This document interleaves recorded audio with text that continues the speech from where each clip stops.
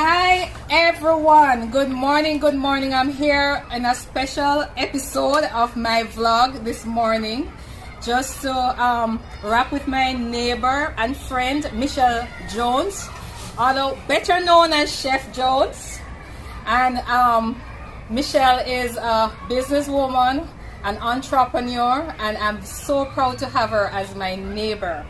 And I would like for you, before I go any further, to just like, subscribe, share, and comment on my channel. This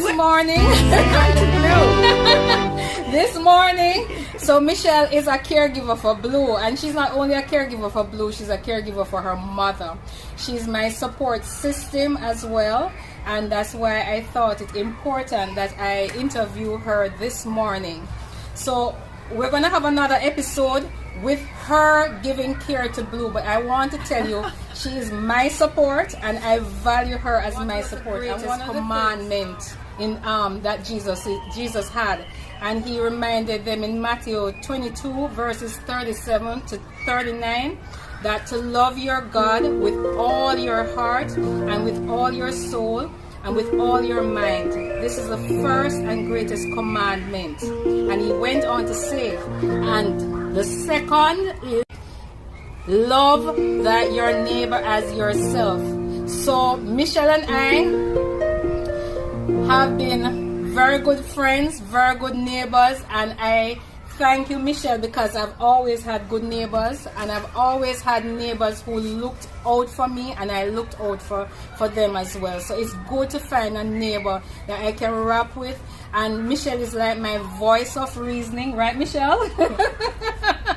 And she is like everything to me. So Michelle, we're gonna talk about like you being a caregiver for your mother, and you being a support for me, and at a later date we'll deal with you being a caregiver for Blue, because Blue is a close part of the family where, my goodness, he's like a child. He's like a child, right? Yeah. And I've come to appreciate that myself. So Michelle, being a neighbor, you have seen me with mommy all the time, and you have been like my voice of reasoning. You have been like that solid support for me.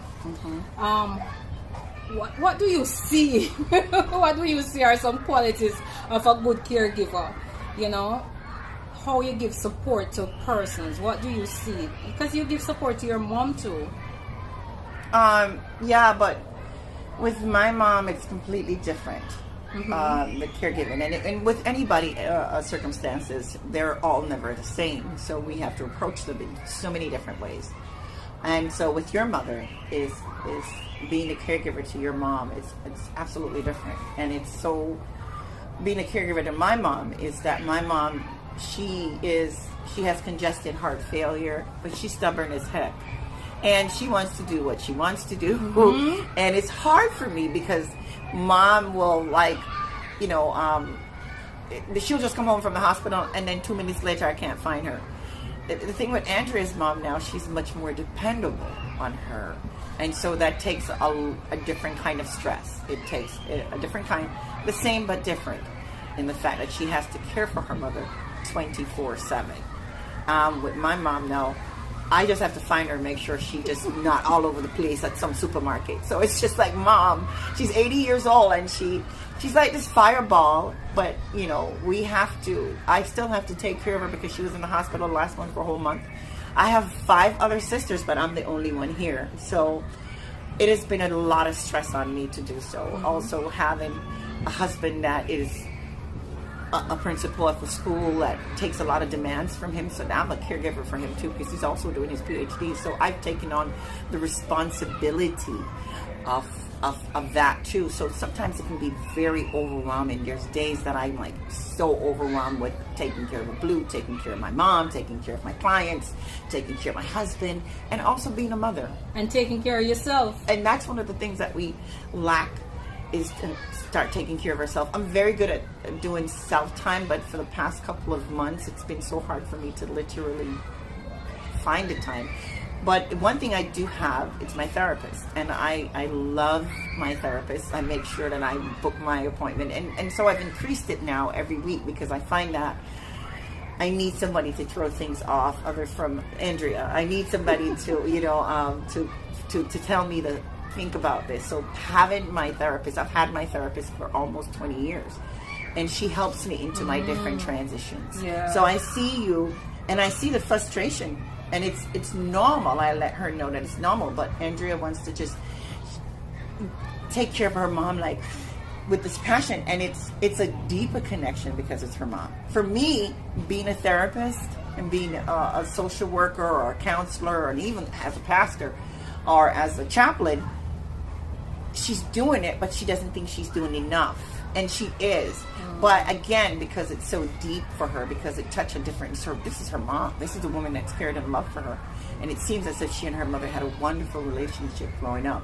So I see where it's structured hard in her. So I have to sometimes pull her back and say, hey, stop trying to take on the world. Stop trying to take on everything around you, because it's already hard enough with her caring for her mother. That's a full-time job. Thank you, Michelle. And a friend of mine sent me a devotion this morning.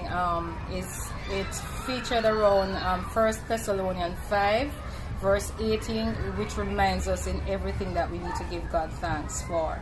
So it doesn't matter whether it be sickness. He didn't say for everything give God thanks. He said in every situation give God thanks. In every circumstances give God thanks. And today, I just want to express to you, Michelle, as your neighbor, I just want to thank you for being who you are and the strong support that you have been in my life. And I couldn't ask for more.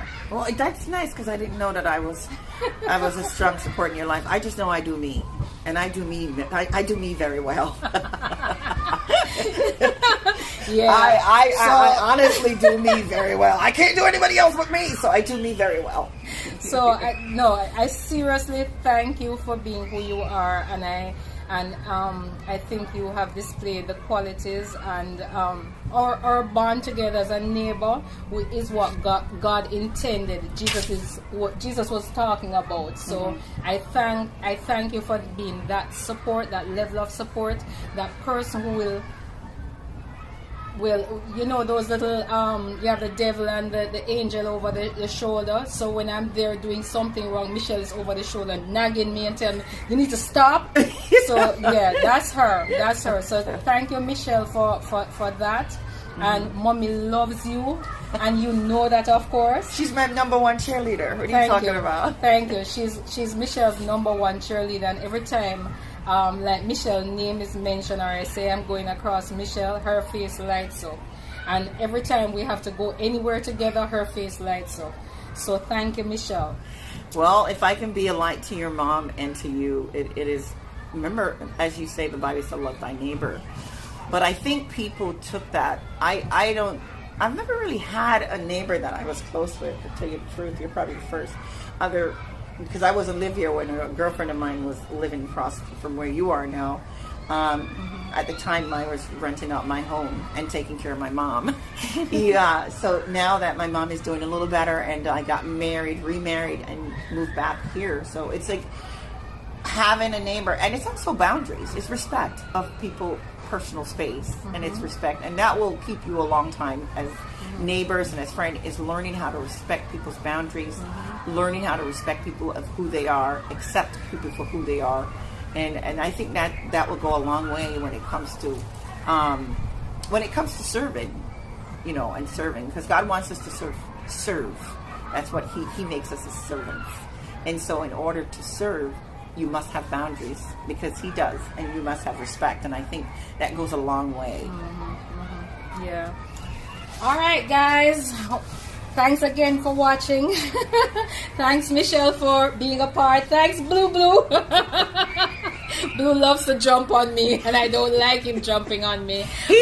But you know what, playful. I told her the other day that God does not send unconditional love in men. It's impossible to send unconditional love in men. He sent them in dogs. Because if I'm on the street eating out of a garbage can, this little guy would be right there with me. If I'm sleeping on the street corner, this little guy would be right there with me. So love and true love comes from animals, I would say, but mine, this guy right here, loves mommy to death.